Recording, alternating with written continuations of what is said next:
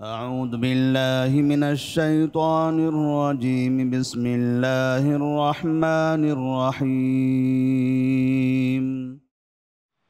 قل تعالوا أتل ما حرم ربكم عليكم ألا تشركوا به شيئا وبالوالدين إحسانا ولا تقتلوا أولادكم من إملاق نحن نرزقكم وإياهم ولا تقربوا الفواحش ما ظهر منها وما بطن ولا تقتلوا النفس التي حرم الله إلا بالحق ذلكم وصاكم به لعلكم تعقلون.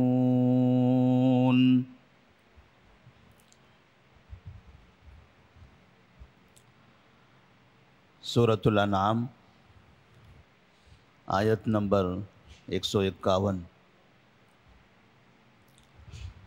اللہ تبارک و تعالیٰ نے اس آیت سے پہلے مشرکین مکہ اور یہود کی ایک سرکشی کا تذکرہ فرمایا کہ وہ لوگ اپنی جانب سے بہت سی چیزوں کو جو اللہ تبارک و تعالیٰ نے ان کے لیے حلال قرار دیا تھا اسے وہ حرام قرار دیتے تھے، اور جو اللہ تبارک و تعالیٰ نے حرام قرار دیا تھا اسے وہ حلال کر دیتے تھے۔ بعض جانوروں کا بھی ذکر آیا کہ بعض جانوروں کا گوشت کھانا وہ یہ سمجھتے تھے کہ یہ عورتوں کے لیے حرام ہے، مردوں کے لیے حلال ہے۔ تو اللہ تبارک و تعالیٰ نے ان کے ان عقائد کا تذکرہ کرنے کے بعد ایک سوال کھڑا کیا تھا کہ قل هل عندکم من علم فتخرجوه لنا، اس طرح کی جو باتیں آپ کرتے ہو کیا اس سلسلے میں تمہارے پاس کوئی علم ہے؟ یہ بات تمہیں کیسے پتہ چلی کہ فلاں چیز حلال ہے فلاں چیز حرام ہے؟ حلال و حرام کرنا تو یہ اللہ تبارک و تعالیٰ کے ہاتھ میں ہے، کون سی چیز حلال ہوگی کون سی چیز حرام ہوگی یہ نظام اللہ بنائے گا۔ آپ کو اس بات کی اجازت کہاں سے ملی؟ کیسے پتہ چلا آپ کو؟ کہاں سے یہ علم آیا؟ قل هل عندکم من علم فتخرجوه لنا، اگر آپ کے پاس اس کا کوئی علم ہے تو بتاؤ۔ تو اللہ تبارک و تعالیٰ نے پہلے اس بات کی طرف اشارہ کر دیا کہ یہ جو باتیں کر رہے ہیں بلا علم کے، اس کا مطلب یہ ہوا کہ شریعت میں بہت سے وہ افراد جو اپنی جانب سے اس طرح سے حلال و حرام بناتے رہتے ہیں، نئی نئی چیزوں کا اضافہ کرتے ہیں، حقیقت میں ان کے پاس آسمانی کوئی علم نہیں ہوتا، وہ ادھر ادھر کی اپنی باتیں کرتے ہیں۔ ان تتبعون الا الظن وان انتم الا تخرصون، اللہ تبارک و تعالیٰ فرماتے ہیں یہ سب تو بس اپنے ظن کی پیروی کرتے ہیں، خیالات میں گھومے ہوئے ہوتے ہیں، ان کے پاس قرآن کا کوئی علم نہیں ہوتا۔ ان کے پاس آسمانی کتابیں جو نازل ہوئی تھی یہود کے پاس یا نصارہ کے پاس، تورات اور انجیل، ایسا نہیں ہے کہ یہ ساری یہ باتیں ان کے یہ جو اعمال ہیں ان کا تذکرہ تورات اور انجیل میں تھا۔ تورات اور انجیل میں اللہ تبارک و تعالیٰ نے ایسی کوئی بات نقل نہیں فرمائی تھی، اور نہ اس کے بعد آخری جو کتاب قرآن مجید ہے اللہ تبارک و تعالیٰ نے اس میں بھی اس کا تذکرہ نہیں فرمایا۔ پھر ایک دوسرا سوال اللہ تبارک و تعالیٰ نے یہاں پر یہ رکھا، قُلْ هَلُمَّ شُهَدَاءَكُمُ الَّذِينَ يَشْهَدُونَ أَنَّ اللَّهَ حَرَّمَ هَذَا، آپ جو اس طرح سے بہت سی چیزوں کو حرام قرار دیتے ہو، ٹھیک ہے، اگر آپ کے پاس علم نہیں ہے تو کیا ایسا ہوا ہے کبھی کہ اللہ تبارک و تعالیٰ جب یہ چیز حرام قرار دے رہا تھا آپ وہاں موجود تھے، یا آپ کے کوئی ساتھی وہاں موجود تھے؟ قُلْ هَلُمَّ شُهَدَاءَكُمْ الَّذِينَ يَشْهَدُونَ أَنَّ اللَّهَ حَرَّمَ هَذَا، کون اس بات کی گواہی دے گا؟ کیسے پتہ چلا ان کو؟ پتہ چلنے کا ایک راستہ یہ ہے کہ آپ کے پاس آسمانی کتاب جو موجود ہے اس میں ہو، یا آپ کو نبی نے بتایا ہو۔ جب نہ نبی نے بتایا نہ کتاب میں موجود ہے تو کیا آپ تھے؟ کیا آپ کے کوئی ساتھی تھے اللہ تبارک و تعالیٰ کے پاس جب وہ حرام قرار دے رہا تھا تب آپ نے سنا تھا؟ تو اللہ تبارک و تعالیٰ نے اس طرح سے ان کا رد کیا اور پھر انہیں اب یہ بتایا قل تعالوا اتل ما حرم ربکم علیکم۔ اب ایک بات سنو، تو میں جتنی باتیں کہی ہیں حلال و حرام سے متعلق، اس کی تو تمہارے پاس کوئی دلیل نہیں ہے۔ اب میں تمہیں یہ بتاتا ہوں، میرے پاس آؤ، میں تمہیں یہ سمجھاتا ہوں کہ اللہ تبارک و تعالیٰ نے حقیقت میں کس چیز کو حرام قرار دیا ہے۔ تو اس آیت میں، آیت نمبر 151 میں اللہ تبارک و تعالیٰ نبی صلی اللہ علیہ وسلم سے خطاب کرتے ہوئے فرماتے ہیں قل تعالوا اتل ما حرم ربکم علیکم۔ آپ ہمارے پاس آؤ، میں تمہارے سامنے بتاتا ہوں جو تمہارے رب نے تم پر حرام کیا ہے۔ اب یہاں اس کی حقیقت واضح ہوگی کہ اللہ تبارک و تعالیٰ نے کس چیز کو حرام قرار دیا ہے۔ اب میں تمہیں وہ پڑھ کر سناتا ہوں۔ اللہ تشرکوا بہ شیئا، سب سے پہلی چیز اللہ نے جس چیز کو حرام قرار دیا وہ ہے شرک۔ آپ کہتے ہو یہ اونٹ کھانا حرام، وہ جانور کھانا حرام، یہ فلاں حرام، یہ فلاں حرام، آپ دور دور بھاگ رہے ہو، جبکہ صبح شام جس چیز میں آپ ملوث ہو اصل تو حرام یہاں ہے۔ اللہ تشرکوا بہ شیئا، اللہ تبارک و تعالیٰ آپ کو یہ نصیحت کرتا ہے، یہ بتاتا ہے کہ تم اس کے ساتھ کسی چیز کو شریک نہ کرو، یعنی شرک کرنا تمہارے لیے حرام ہے۔ تو مشرکین مکہ ہو یا اسی طرح سے یہود جو شریعت میں تبدیلیاں کرتے تھے، جو اپنی جانب سے کسی بھی چیز کو حلال و حرام بنا دیتے تھے، تو انہیں یہ سمجھایا جا رہا ہے کہ اصل حرام تو یہ ہے اللہ تشرکوا بہ شیئا۔ اس کے بعد وبالوالدین احسانا، والدین کے ساتھ برا برتاؤ کرنا یہ حرام ہے۔ اللہ تبارک و تعالیٰ نے فرمایا وبالوالدین احسانا، اور والدین کے ساتھ اچھا سلوک کرو، اچھا برتاؤ کرو۔ احسان کس کو کہتے ہیں؟ والدین کے ساتھ احسان کرنا، اچھا برتاؤ کرنا، اس احسان کا مطلب یہ ہے کہ کوئی شخص آپ کے ساتھ برا کرے تو بھی آپ اس کے جواب میں اچھا کرو۔ کوئی شخص آپ کے ساتھ برا برتاؤ کرتا ہے تب بھی بدلے میں آپ اس کے ساتھ اچھا برتاؤ کرو۔ مفسرین کہتے ہیں یہ ہے احسان۔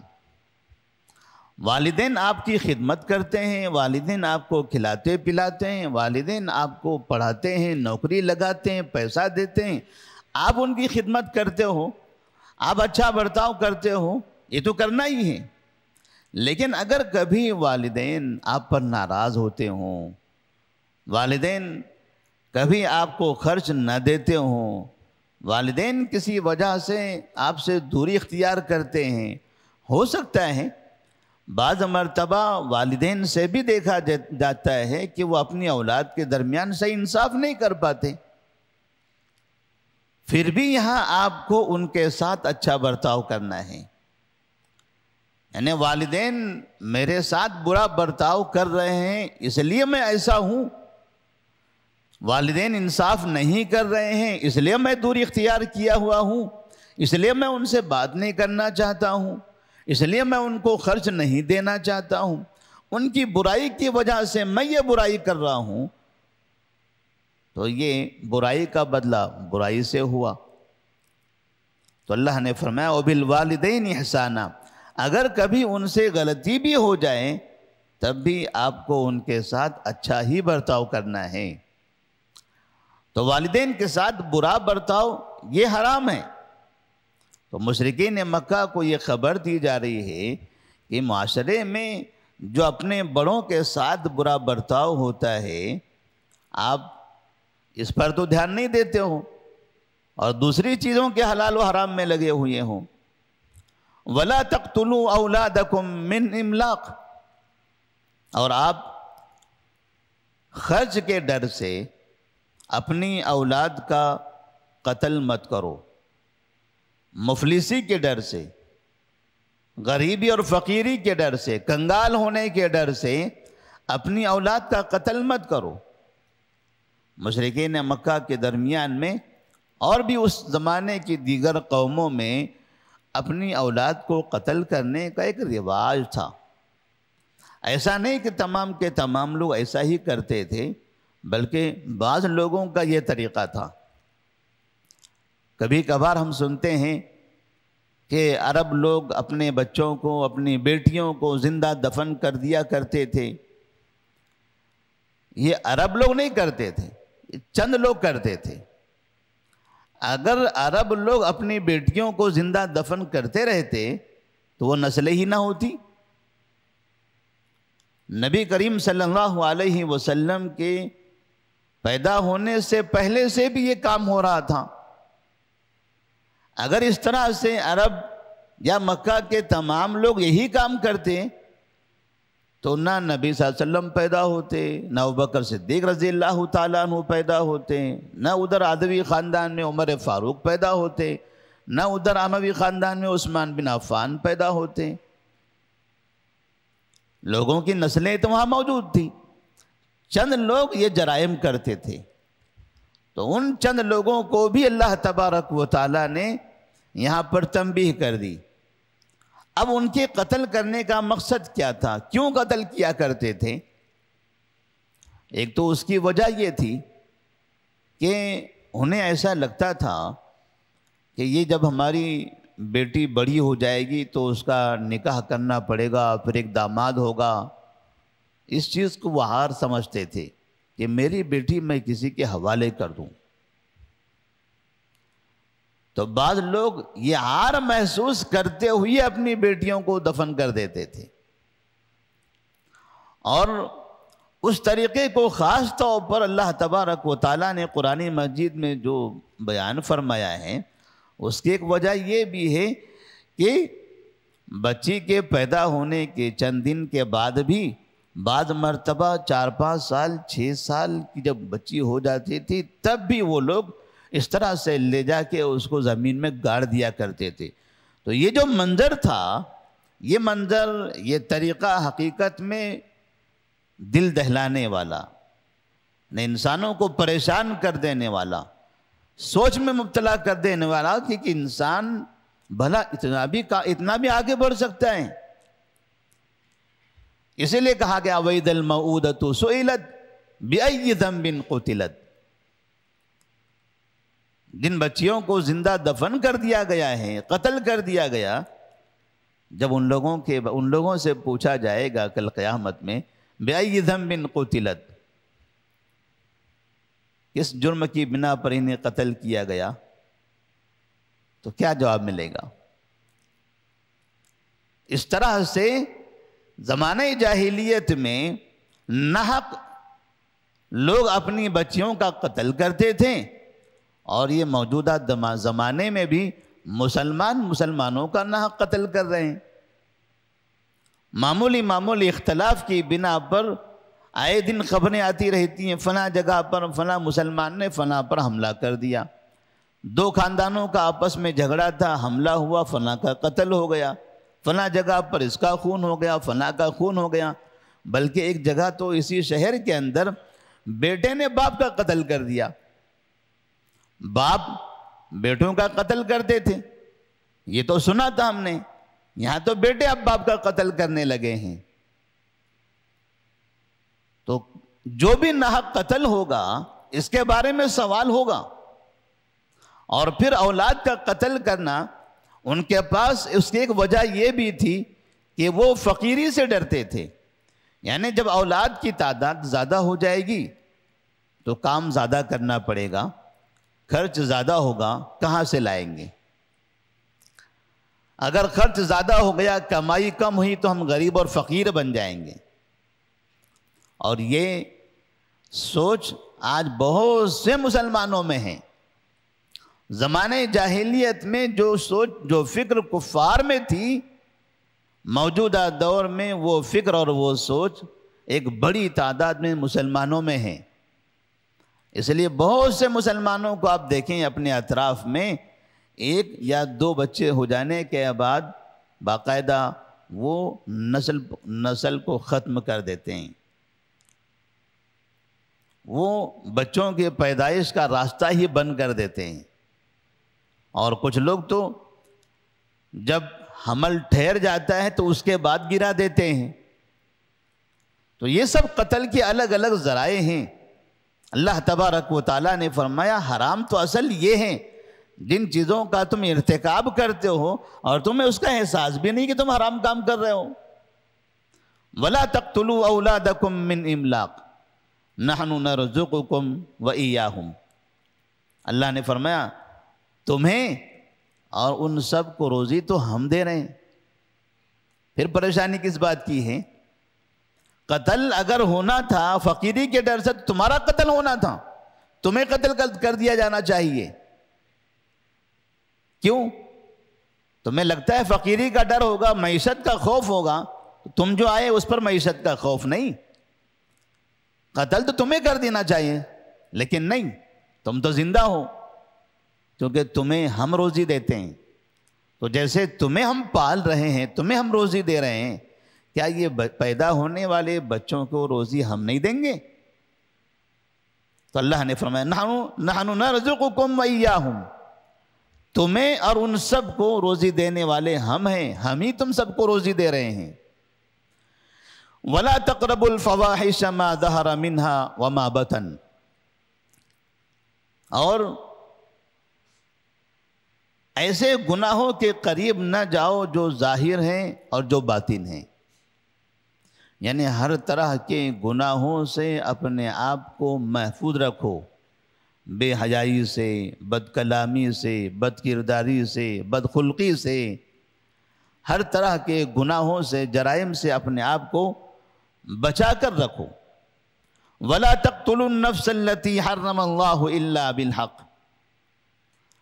اب پہلے اولاد کے قتل کا ذکر کیا، پھر اس کے بعد عام قتل کا ذکر کر دیا کہ وَلَا تَقْتُلُوا النَّفْسَ الَّتِي حَرَّمَ اللَّهُ. کسی نفس کا قتل نہ کرو، ایسی نفس کا جس کو قتل کرنا اللہ نے حرام قرار دیا ہے، الا بالحق، مگر حق کے ساتھ. یعنی جس طرح سے وہ اپنی اولاد کا قتل کرتے تھے، ایسے ہی معاشرے کے اندر معمولی باتوں پر ایک دوسرے کا قتل بھی کر دیا کرتے تھے. تو ان کا لڑائیوں میں ایک دوسرے کا قتل کرنا یہ بھی ایک عام بات ہو چکی تھی.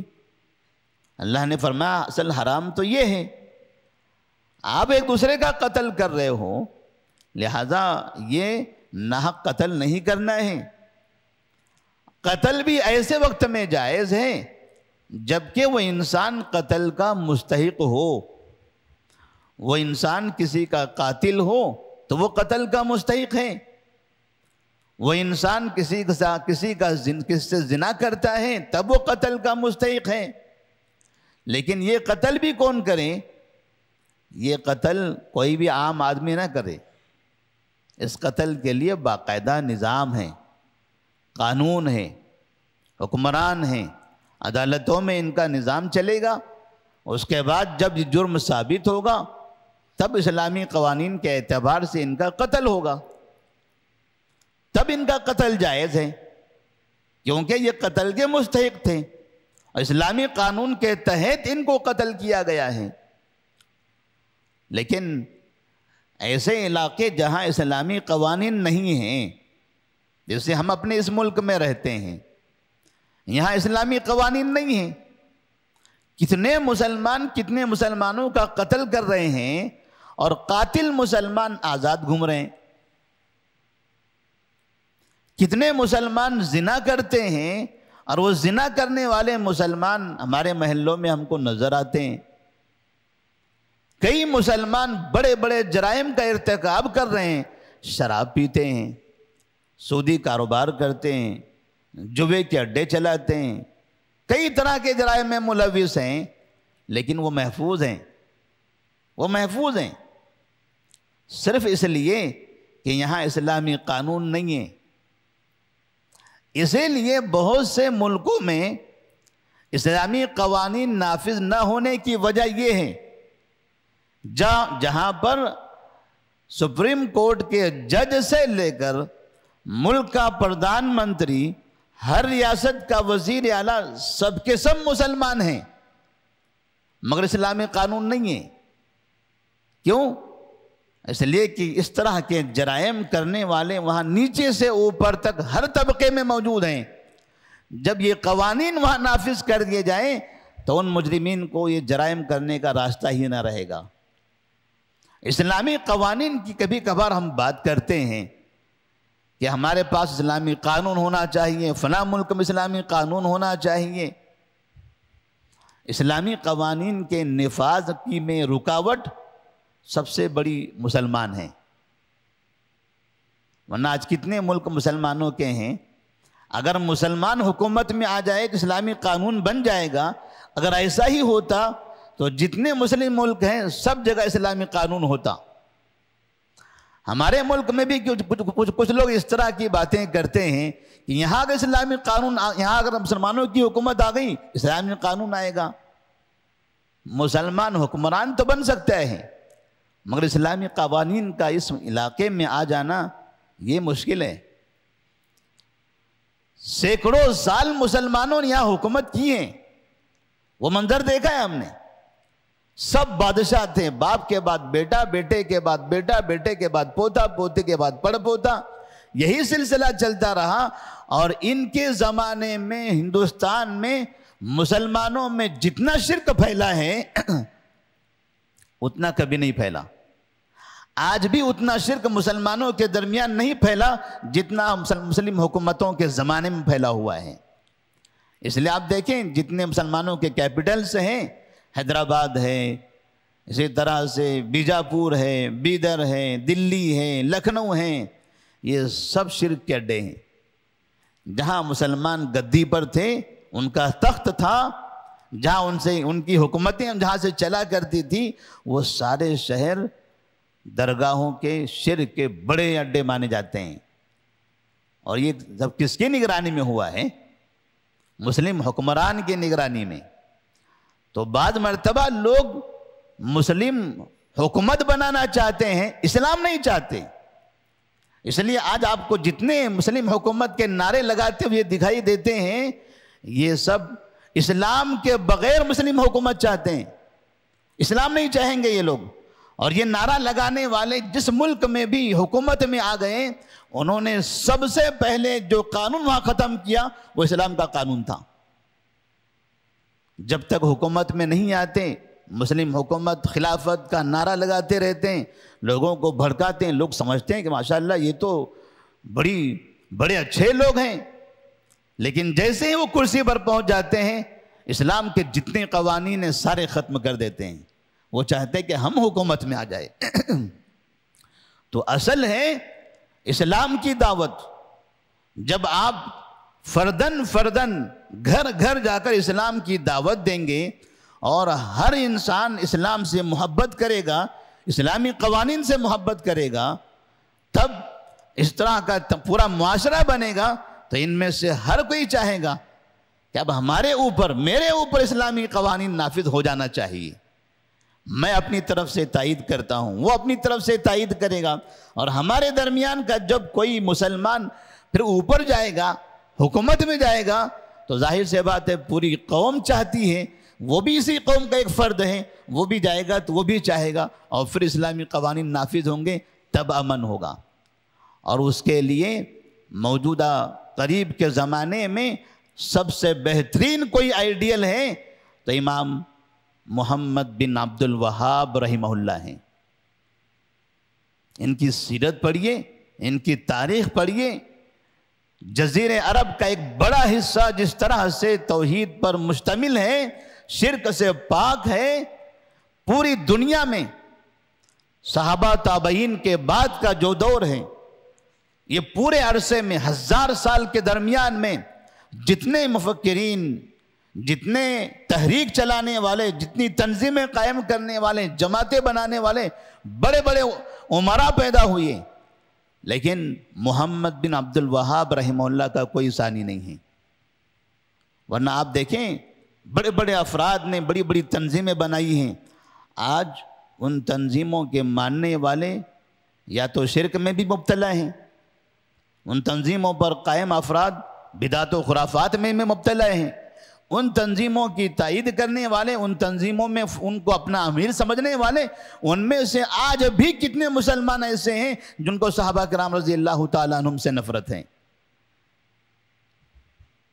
ایک تنظیم، ایک تحریک ایسی چلی تھی محمد بن عبد الوہاب رحمہ اللہ کی، شرک کا خاتمہ، بدعت و خرافات کا خاتمہ، اپنے اسلاف سے محبت، نبی کے بعد قوم میں پوری اس امت میں سب سے زیادہ محبت جس کو تھی، جس کی تھی وہ ہے صحابہ رضی اللہ تعالیٰ عنہم۔ صحابہ رضی اللہ تعالیٰ عنہم سے محبت کا طریقہ انہوں نے سکھایا۔ تو جس طرح سے انہوں نے تحریک چلائی، دعوت دی، اور وہ دعوت عقید توحید پر مشتمل تھی۔ عقید توحید کی دعوت پر ہم کام کریں گے تو ہمارے دلوں کے اندر اسلام کی تمام چیزوں سے محبت پیدا ہوگی، تمام چیزوں کی۔ تو اللہ تبارک و تعالیٰ نے اب یہ قوم جو باتیں تو بڑی بڑی کرتے تھے، مشرکین مکہ، ان کے سردار یہود، جنہیں معلوم ہوتا تھا کہ ہم دنیا کے ترقی یافتہ لوگ ہیں، یہ ایسی چیزیں شریعت میں تبدیل کر دیتے تھے، ایسے خرافات پیدا کر دیتے ہیں۔ شراب پیتے تھے، کہتے تھے یہ جانور کا گوشت کھانا حرام ہے، جیسے آج بھی ہیں، شراب پیتے ہیں اور کہتے ہیں کہ گائے کا گوشت کھانا حرام ہے، یہ ہمارے دیوتا ہیں، جو حرام ہے وہ تو صبح شام کیے جا رہے ہیں، حرام کام تو سارے کیے جا رہے ہیں۔ ننگے گھومنا جو حرام ہے وہ تو برابر کر رہے ہیں، اور کہتے ہیں یہ حجاب پہننا ہمارے پاس حرام ہے۔ تو اللہ تبارک و تعالیٰ نے ایسے لوگوں کا جواب دیا یہاں پر کہ حرام کیا ہے وہ آپ کو ہم بتائیں گے، آپ کو نہیں پتہ ہے۔ پھر اللہ آخر میں فرماتے ہیں ذَلِكُمْ وَصَّاكُمْ بِهِ لَعَلَّكُمْ تَعْقِلُونَ۔ یہ چیز، اس چیز کی اللہ تبارک و تعالیٰ تمہیں نصیحت کرتا ہے، وہ تم کو تاکیدی حکم دیتا ہے، لعلکم تعقلون، شاید کہ تمہیں عقل آ جائے۔ جب یہ باتیں بتائی گئی ہیں تو امید ہے کہ آپ سب کو سمجھ میں آئے گی۔ اللہ تبارک و تعالیٰ نے آخر میں ان کے عقل کا ذکر کر دیا کہ اگر تھوڑی سی بھی عقل ہو تو پھر ان چیزوں کو آپ حرام سمجھو گے، عقل نہیں ہے تو اپنے اٹکل پچو باتیں کرنے لگیں گے۔ اللہ تبارک و تعالیٰ سے دعا ہے کہ اللہ تبارک و تعالیٰ ہم تمام کو دین کو صحیح طریقے سے سمجھنے کی توفیق عطا فرمائے، عقید توحید کی دعوت پر گامزن رہنے کی توفیق دے، اور شریعت میں جو چیزیں حرام ہیں اللہ ان تمام محرمات سے ہم سب کی حفاظت فرمائے۔ السلام علیکم ورحمۃ اللہ وبرکاتہ۔